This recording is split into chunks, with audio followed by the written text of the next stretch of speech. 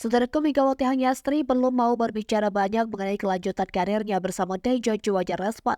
Sebagai pendatang baru di Liga Voli Korea musim lalu, Megawati menunjukkan penampilan yang kompetitif sebagai penyerang di tim Respon. Pemain asal Jombang, Jawa Timur itu tampil memukau sebagai salah satu pilar penting dengan menorehkan total 736 poin. Torehan tersebut membawa Megawati menjadi pemain tersubur Respon dan bertengger di peringkat ke-7 top skor Liga Voli Korea. Moncer dari pencapaian individual, pemain yang beroperasi sebagai opposite tersebut juga menghadirkan catatan apik untuk Respon. Dia membantu tim pasukan Koheji tersebut mengakhiri masa penantian 7 tahun untuk bisa melaju ke babak playoff lagi.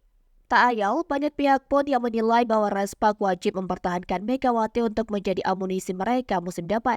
Sebagai pemain asing yang mengisi draft Asia, Megawati sendiri hanya terikat kontrak satu musim saja dengan Respon.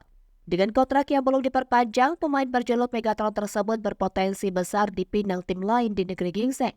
Misteri ini sempat berupaya dipecahkan tatkala Respon melewat ke Indonesia untuk menjalani pertandingan eksibisi akhir pekan ini. Megawati pun hanya memberikan satu kata singkat ketika mendapatkan pertanyaan soal kelanjutan karirnya bersama Respon musim depan. Terlepas dari teka-teki yang masih menyelimuti tersebut, Megawati menjelaskan bahwa dirinya akan bermain untuk Respon dalam eksibisi ini. Untuk menghadapi Liga Voli Korea musim depan, Respon sudah mengamankan jasa 3 pemainnya berstatus free agent.